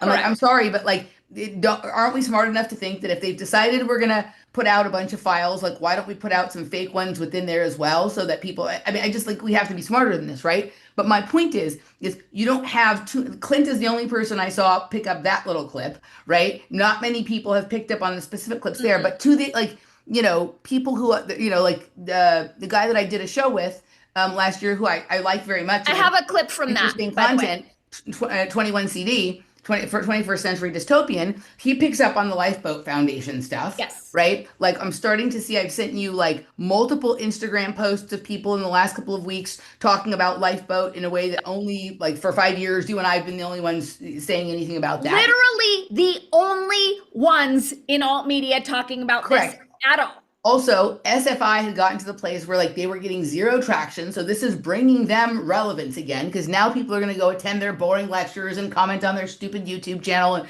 whatever it is. But like all those things, the layer that is like Santa Fe Institute is retarded. They're talking about like wearing masks and climate change and blah, blah, blah. Oh, Lifeboat Foundation. Oh my God, isn't this crazy? You have all these like fake cyberspace businesses and all of this like existential crisis stuff with creating like off-planet laboratories for people to live in and cloning factories and stuff like that. That's going to appeal to a different set of people. Mm-hmm. So there's two layers of distractions there. No one is getting into like, what is a genetic algorithm? Like, let's find out which of those nuclear scientists he hired. What projects were they working on? We just hear that they were working on Manhattan Project, but like, were they working on fusion? Were they working on maglev? Were they working on flywheels? Like, what were the specific things they were doing? And then can we correlate those technologies to other businesses that Jeffrey Epstein funded, like Palantir, like, you know, like all of these other people? Are there technologies that are being inverted back on us right now, right? That we could have a better understanding of where they came from, and like also point people to the fact that like of what the point is, instead of being so entertained or amused or outraged by things that are true but not the point. Like, focus on the point. If we can understand the thing that is the point, then the trick is not going to work anymore. Exactly. But I think they have observed what has gone on with the things people pay attention to for the last several years, and they have come to the conclusion that they can buy themselves 5 years of people being distracted with the wrong thing by doing this, and that works for them. 100%. Yeah. 100%. All right. Do you mind if I quickly play the Lifeboat Foundation clip? Sure. And then my last one on Epstein, and I'm not sure if we'll have time, but is the Ian angle. But let me just take the Lifeboat one is super quick. And this is from the video that you sent me. And it is somewhere. It's not the Twilight Zone, but I really hope we have time for my Twilight Zone quip. If the Twilight Zone is a episode, we can't play it though. We'll get a strike. It's not. It's a radio show. I made a point. Okay. It's a radio show that just plays the audio, and they have actors kind of going through it. So I've got cool. us. We're safe. Okay, here we go. Fair use. According to Lifeboat, they say that in the coming decades, a radical upgrading of our body's physical and mental systems, which is already underway, by the way, will use nanobots to augment and ultimately replace our organs. There is an extensive plan on their website for which organs they will start with, but effectively every single organ, they have little doubts they will soon be able to bioengineer. From the brain to the heart to the skin. They do say that the skin will be admittedly the most difficult to replace because of the just the feeling that humans have through their skin is hard to replicate. But every other organ, no problem. They say we already know how to prevent most degenerative disease through nutrition and supplementation. This will be a bridge to the emerging biotechnology revolution, which in turn will be a bridge to the nanotechnology revolution. By 2030, reverse engineering of the human brain will have been completed, and non-biological intelligence will merge with our biological brains. By 2030, reverse engineering of the human brain will have been completed, and non-biological intelligence will merge with our biological brains. This is a plan. Okay, now, this is why this is important. So as you know, I've been nerding out on my NGO thing, and like, why are they involved in this? What is the ultimate plan? And I'm gonna go into this on one of our longer form shows, probably Words 122. But why Agenda 2030? Because there's also racial equity 2030. There's also architecture 2030. There are all these kind of side projects 2030. I think this is why 2030 is their goal date, because that's when we will have merged with machines and humans are no longer needed. So, you and I have been looking at that Lifeboat Foundation website for about 5 years, right? And so now all these other people have discovered it. And so they're going to be looking about it and thinking it for about 5 years, which takes us past 2030. My experience of all of these things generally is that they're either way behind schedule or things never work the way that they think they're quite going to work, right? And the fact that we know about it tells me that it's not the most important agenda to them. You and I, we did not see COVID coming, right? Like the agendas that they really do enact are the ones that we do not see coming, the ones that we are not sitting here making videos about for, it doesn't mean we shouldn't make videos about these things because you go through a process of elimination or whatever it is. But I mean, people wouldn't even eat the fake meat. People won't even eat the fake meat. Correct. But we knew something was coming. We didn't know it was going to be FOVID, but we knew Things are coming for sure. Things are coming. Right. But when we look to the long-term plan, like if we look at okay, there's SFI, there's Consilience Project, there's Lifeboat, there's Game B, right? There are all these things. What is the ultimate plan? The ultimate plan is the AI governance, techno-fascist merging of machines with humans. So this does track, and it does track with this everything else they have going around this Agenda 2030. I mean, yes, this guy found it, but you and I have been talking about this for 5 years and no one else has found it. But it's also been there for a long time before that. And so it was there for it's literally a 1994 looking website, at least until recently. They recently updated it, but when we discovered it, it looked like some shit from Netscape days. Yes. Right? Okay. My point with this is again, when people see this, right, they get way ahead of themselves. We don't even understand fusion and genetics yet. Correct. Okay. And so if they can get us. But they do. I mean, some of them certainly do, right? But let's just say you want 5, 10, 15, 20 more years to explore that privately. You create some very appealing for people like to be scared. People like to be outraged. People like all of this kind of stuff. It doesn't even have to be not true. It can just be one of many things that are going on, and it's one possibility, but it's the one that is going to give you the most amount of ability to do what you really want to do in private, because no one's going to look at the thing you're looking at because it's less exciting. 100%. Right. So this is a many layered this is like a Russian nesting doll of all Russian nesting dolls, right? Like the endless the amount, the many on the inside and the many on the outside are infinite. Yes. Yeah. Yes. Okay. So do you have more on Epstein? No, that's it. I have on Epstein. That's true.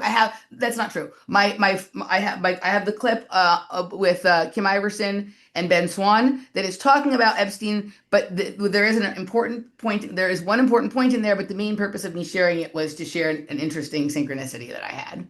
Okay, so if you wouldn't mind, I'm just tracking our time. If you wouldn't mind playing the Ian video that I sent you on Instagram, then we go Kim Iverson.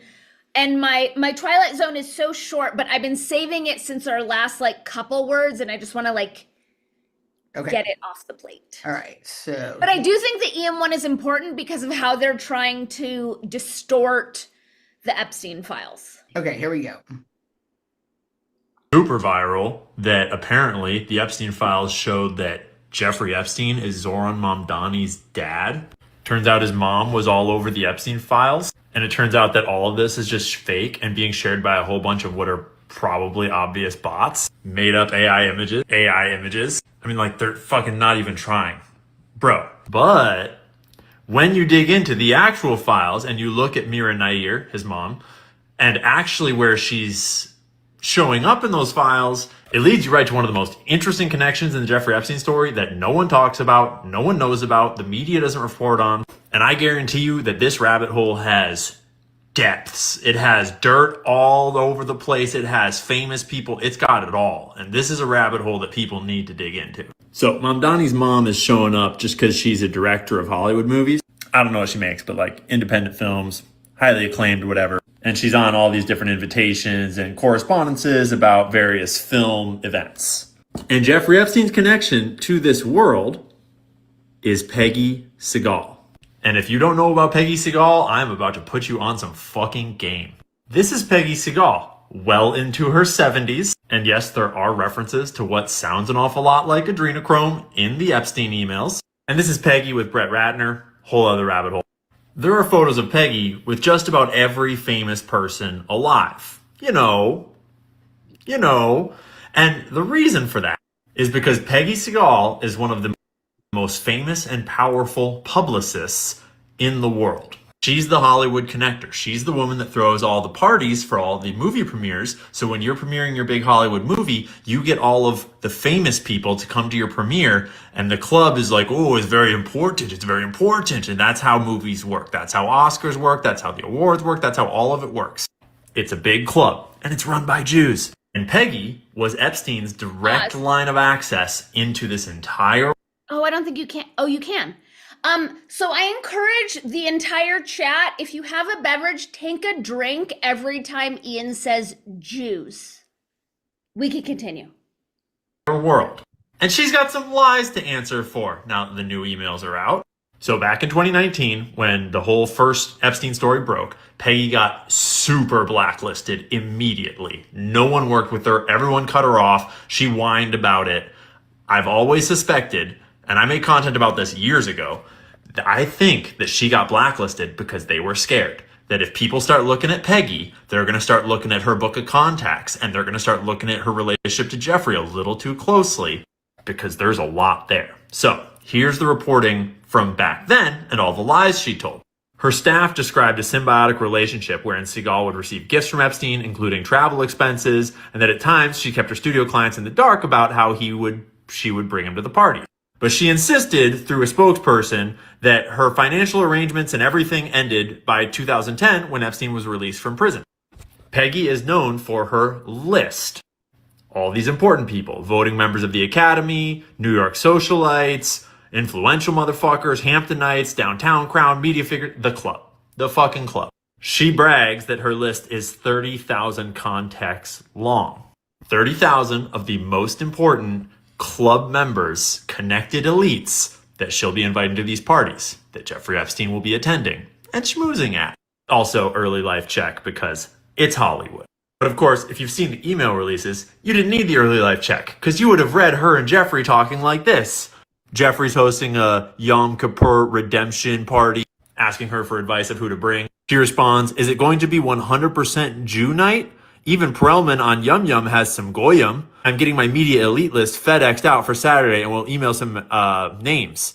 What about Jane Fonda, my new best friend? Nothing like an ex-Jew hater with a Jewish boyfriend to mix it up. Peg. Huh. Who else uses the term Jew hater all the time? It's almost like all the Zionists think in the exact same. Do you think that's a real email exchange? Do you think people really fucking talk like that? Well, yeah, I do think there are probably some people that really talk like that. But this is what I'm saying. There's nothing in the world easier to fake than some documents. So like my question all along when people have been demanding the documents is like, are we going to believe them at this point? It's kind of like if the government says there are UFOs and aliens, are we going to believe them at this point? Because they lie about everything else. And so just because they say what you want them to say, does that make them trustworthy? Right? I don't know. Like I haven't gone through looking at any of the files. I mean, I've obviously seen them talked about and referred to in videos and things like that. But you know, there's all kinds of weird ways that people really are in private. So I don't know, but I think it's just as likely that these are faked documents, that these are inserted documents that are designed to get people to comment mostly on them and not pay too much attention to certain mundane aspects from anything that might be real. Yeah. So, I mean, he goes on and on, but this particular document is what I am seeing most of alt media pick up on and go after the Jews. And I thought we were more evolved than this as a society. Like Jay-Z and Beyonce are in the files. So is it the blacks? The blacks are the pedophiles? And I can give it to because I've watched Candace Tucker and Ian, I can't speak for Alex, have been incorporating Jew in their videos hardcore for the past, 3-4 months. And I even posted on this video, do you get a bonus for every time you say Jew? Like, are your overlords cutting you checks for every time you mention Jew? And they don't say the Jewish bankers, they don't say the Zionists, they don't say the Sabbateans, they don't say the Khazarians. It's the Jews, the Jews, the Jews. And at this point, I think he is more evil than a lot of the people in this space because they're pushing this Jew hatred. And I do not believe that that was a real email because Jews don't fucking talk like that. And given all the people that they were hanging out with, like, no one's going to say, is it going to be 100% Jewy? Like, it's so dumb. It's so poorly written. It's such a badly written bit of theater. So yes, I agree that it's dumb, but I also like there's many layers here, right? Like you have this scenario where it's been like where we've been living in this scenario where there is this sort of influence that you haven't been allowed to speak about, which then allows them to do the full pendulum swing to the other side, which is always part, like the same shit. Like, Shmuley and Netanyahu are there to create Jew fucking haters. Like that's what they exist for, so that they can have that narrative to go. And this is kind of an outgrowth of that. Like at this point, like I am just like, I'm almost not offended by anything anyone says because we are so far into full swing circus here. Like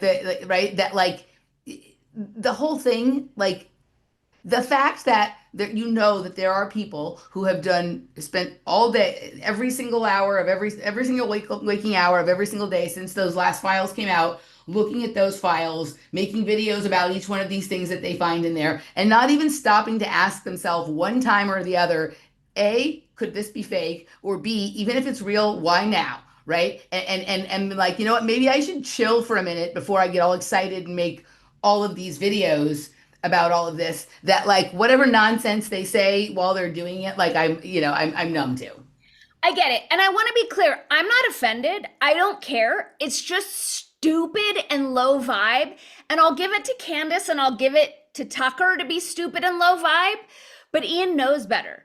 Ian's Mr. Burning Man, spent his time in Guatemala at his retreat center, probably doing a lot of ayahuasca. Like, of all Ian of them, desperately wants to be popular. No, I get it. Right. I get it. But he knows how divisive and dangerous that is. There's a difference between Israeli operatives and Zionists and Jews. And I'm not personally offended. I'm just witnessing the damage to our culture as once again, this group is being thrown under the bus. Well, just the absolute stupidity of everything is the damage to our culture, right? So this is just one hair on the head.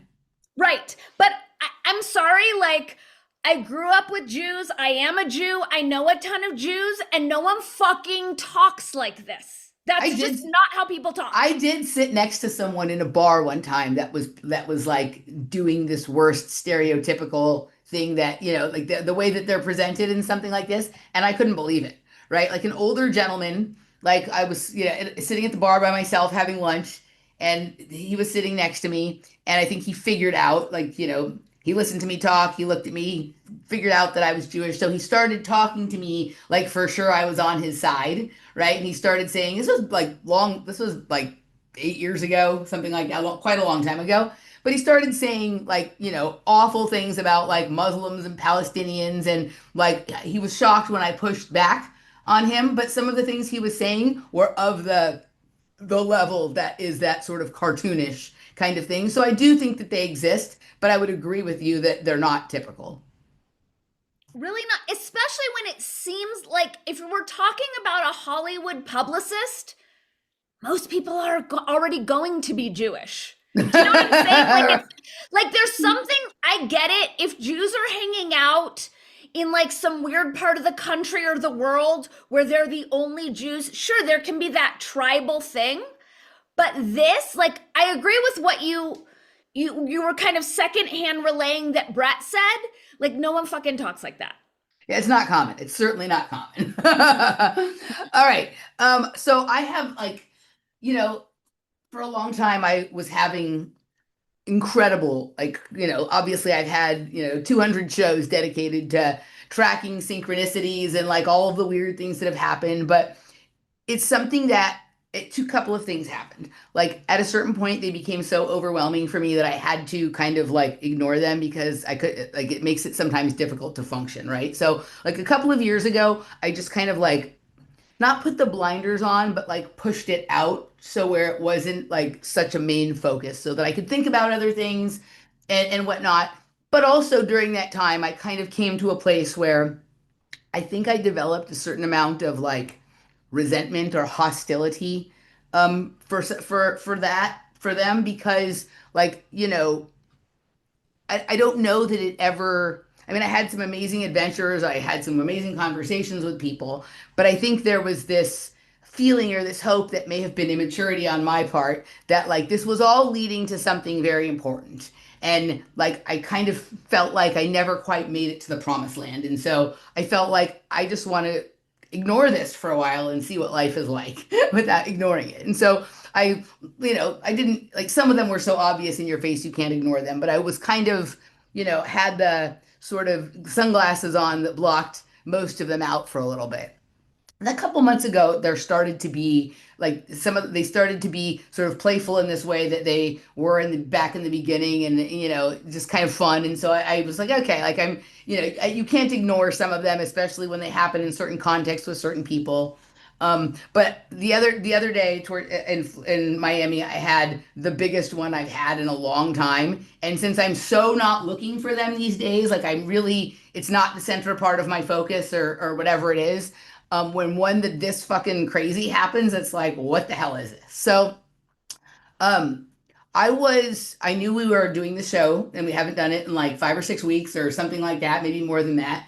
So I had been on kind of break from paying attention to the kind of things we normally cover here, but I knew that it was about, a week out or 6 days out or whatever day. Well, I can't remember which day it was. It was probably like I don't know, last Thursday, right? So 6 days out, I'm like, I need to start listening to things again. And so the very first thing that I listened to was Ben Swan on Kim Iverson's show talking about Pizzagate. Okay. And so I'm not going to, people can go watch the video, right? I think Ben Swan is an interesting character in the current drama based on, his previous role in the drama in 2017. So he's kind of an interesting loop that's kind of getting some closure right now. I'm just going to play the opening clip and then the part of the interview that I thought was the most important. And then I'm going to tell you guys the story. So I had listened to this and already decided I was going to share this video, even, before what happened next happened. So,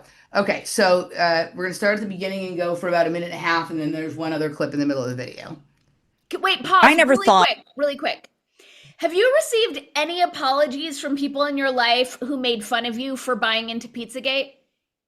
I mean, no, I mean, for me, the Pizzagate thing came so far into me being isolated from everybody based on my understanding of reality that like, I didn't care about that. I'm not looking for that. I don't care. I mean, I think the memes about it are funny, right? Yeah. Like I saw one the other day that was like reparations for conspiracy theorists and, all that kind of stuff. Right. But for me, like, I don't really like need an apology. Like some people at times have been like, I thought you were kind of crazy when you first started talking about whatever I was talking about at the time, like way back in the beginning, like the Dark Alliance and the Gary Webb and the Iran-Contra stuff or whatever kinds of things I've talked about over the years.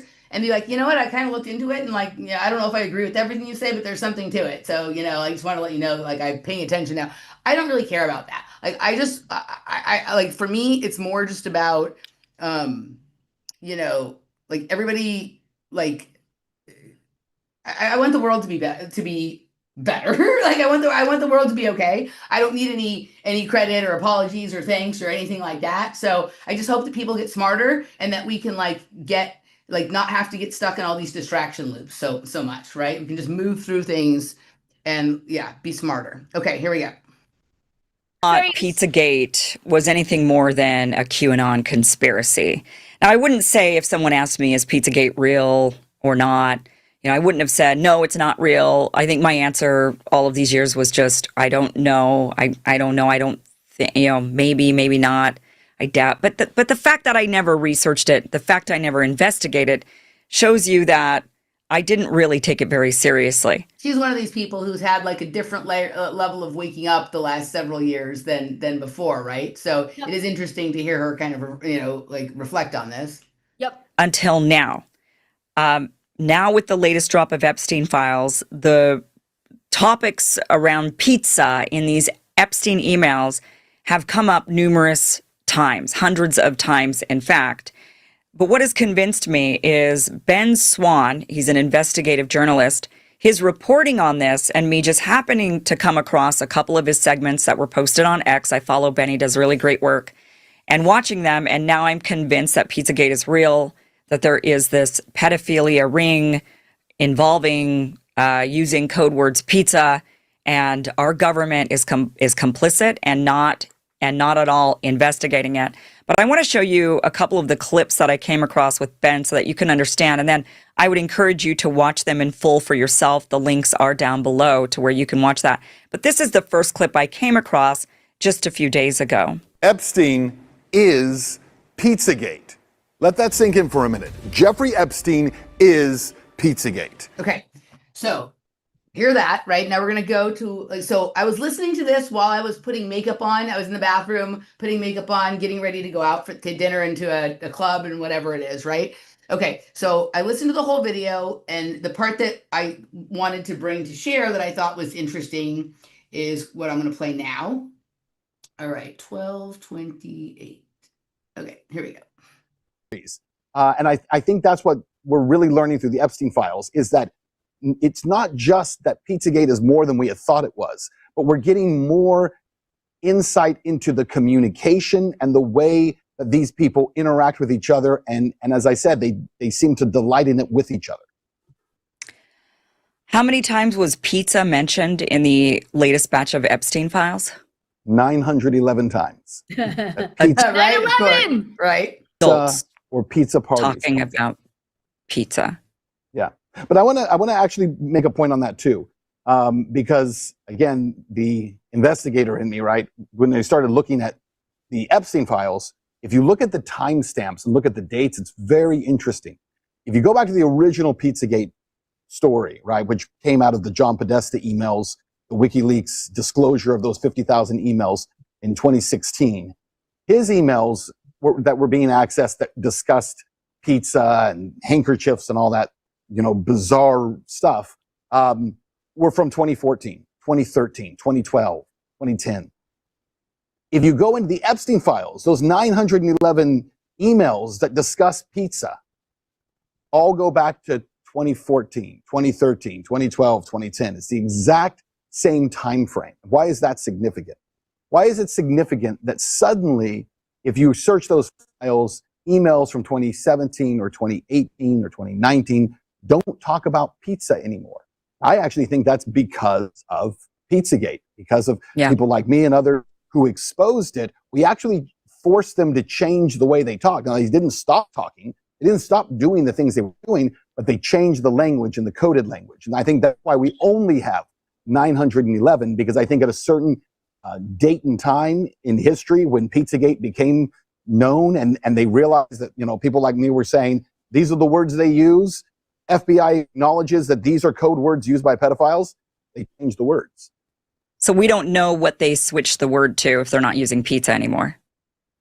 No, we actually don't. But what you do find, and this is what I'm now starting to look into, is that there are other descriptions of food that start popping up. So for instance, there's a reference in an email to Epstein having on his island 2 leftover steaks that are already on the island, and if he wants more.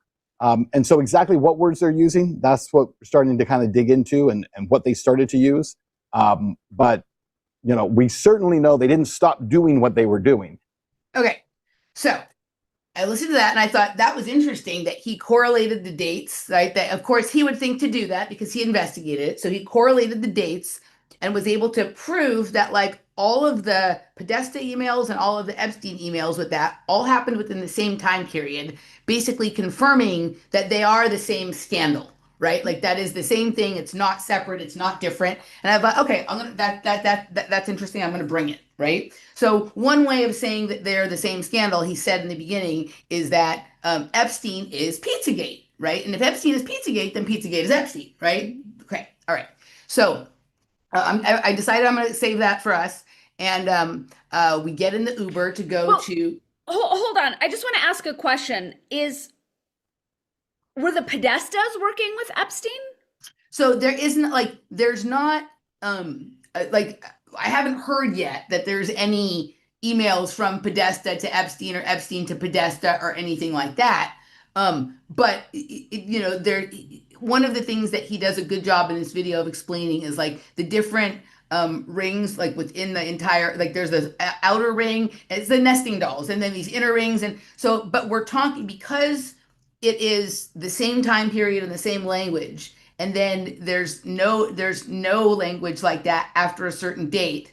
Yep. Right, that was it's confirmation that Pizzagate was real because Correct. Epstein is real. Now to the extent that it's we all I mean everything is fake and gay, but like on some level there's some real, right? But whatever it is putting these two things in, and you can go back and like we even talked about this at the time when there were so many like kooky things that they were attaching to Pizzagate to make it seem cartoonish. That was the only choice they were left with because like obviously lots of people already knew about Epstein and already knew that these things were real. So the phenomena is real. The like cartoon extensions that the Pizzagate narrative grew are what, you know, allowed it to be squashed. Yep. Really on the level that it was, and they're probably responsible for creating those cartoon extensions. Yep. Which is a good title for the show. Cartoon extension. Right. But okay, so I thought that was good. So I decided I'm going to do that. I finished getting ready. We get in the Uber and we go to our dinner. And the dinner that we were going to pizza at a place called Vice Versa. This was like supposed to be the best pizza place in Miami, right? And so like we're going there and then we're going to this club to hear some techno later called Domicile, right? So we get to the pizza place, right? And we get out and we go in and it's in the bottom floor of a hotel, right? And I check in and they're not quite, we were a few minutes early. They weren't quite ready for us yet, right? And so we were sitting in the lobby of the hotel. So we went over to like the lobby. There was like this pillar. We were sitting behind the pillar. And for some reason, I did not like the seat. So we moved back in front of the pillar where we could see the restaurant, right? And we sat down. And as soon as we sat down, fucking Ben Swan walked in the lobby. Ben Swan walks right in and walks right between myself and Vice Versa Pizza. Right? Did you say something? I was so I mean, I grabbed Laura. I'm like, dude, did you hear me listening to that video? I was listening to Kim Everson interview Ben Swan. That's Ben Swan. That's Ben Swan right there. Right? Now, here's how is it possible?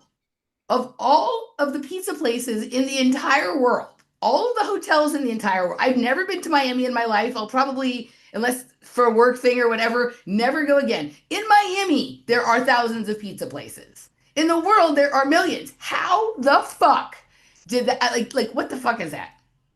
Well, also look at how many alt media people you run into. Like I've run into zero in my life. You run into Lex, you ran into Michael Malice, you've run into a bunch of Alex Jones, Right, Ben Swan. But they live here in Austin.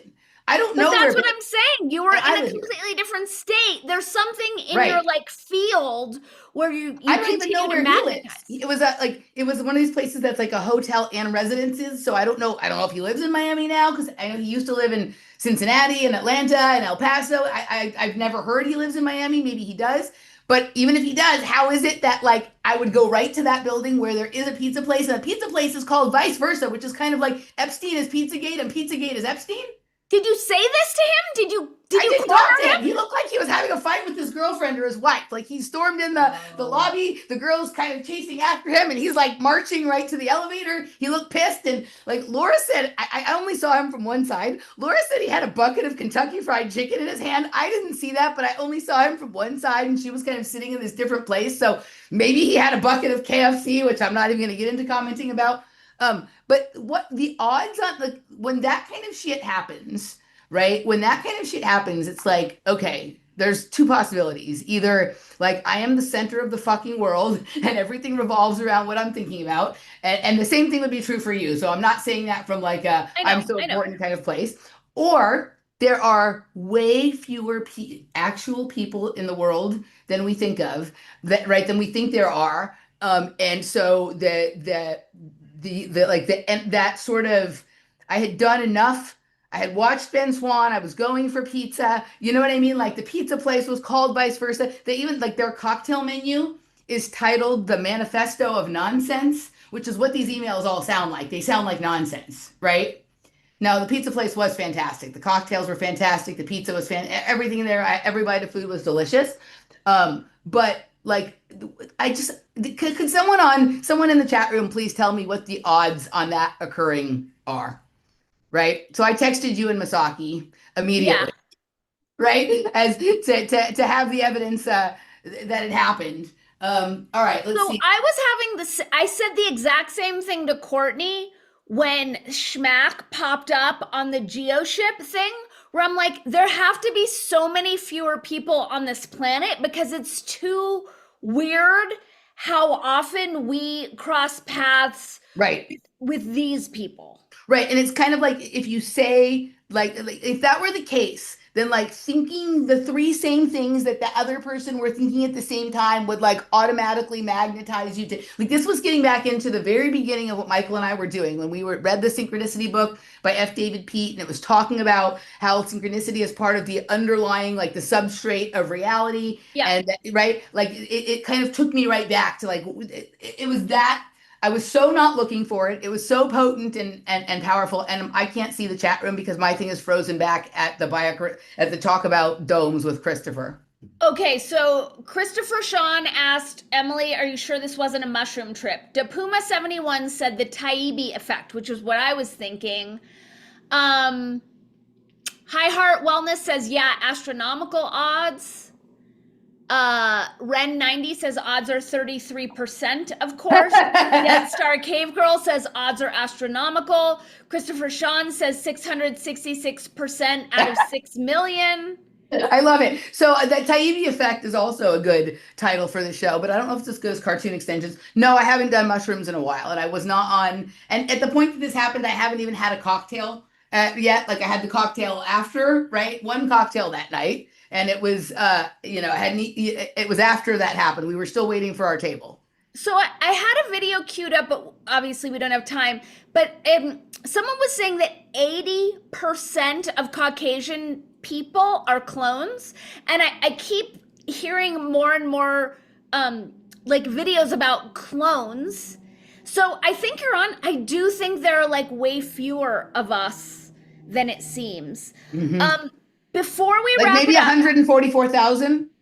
That feels more realistic, and everyone else is just like a hologram or like some sort of like fractalized version. Like it's why we see people who look like a combination of this person you know and that person you know, because it's like a fractal blend of that or something. Well, the video that I was watching today was talking about how cloning technology came out of Germany, and that they created kindergartens where they would take like apparently the premature babies that they showed off at the World's Fair were actually clones, but they said that's also where we got the phrase doppelganger to kind of cover the cloning situation.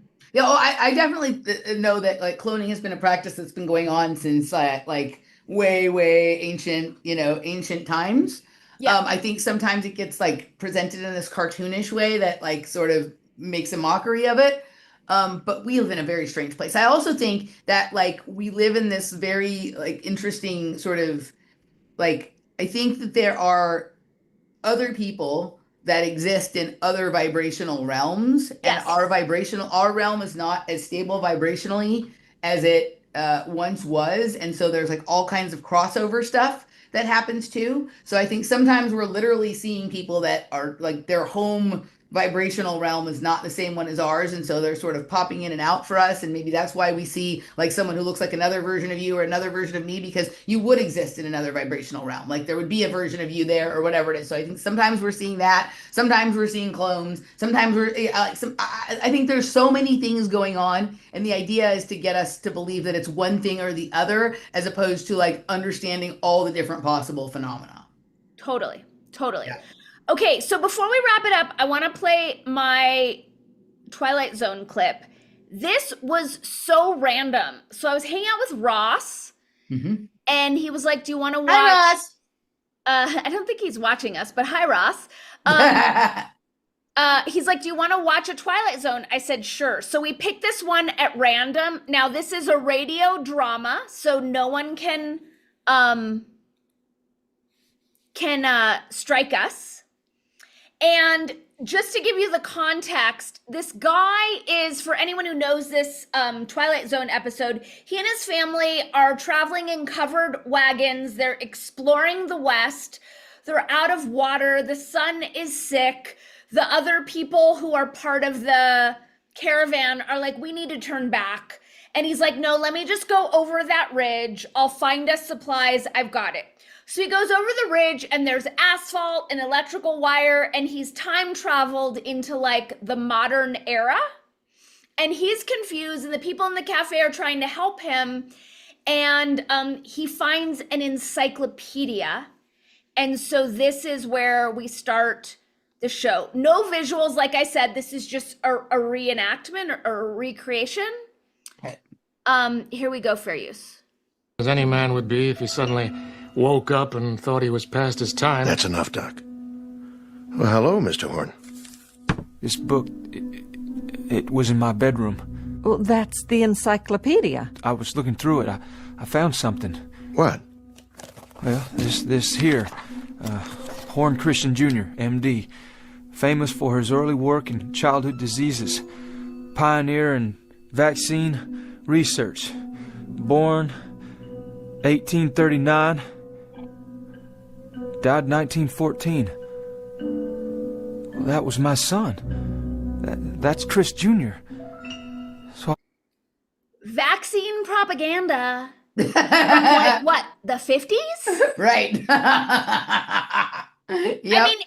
I mean, it's so meta, because I'm guessing like whoever's monitoring or whatever like narrative control people were in the writer's room for Twilight Zone were also time traveling from our time to set up the vaccine propaganda. Right, do you know right, what I'm right. saying? Yeah.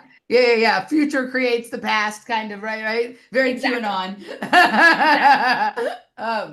Yeah, no, I mean, I like this is all long-term ops, right? This is all long-term ops. And my guess would be that, you know, the pharmaceutical companies were funding the media way back then in the same way they are now. We just didn't recognize it because it wasn't so fucking obvious. Yes.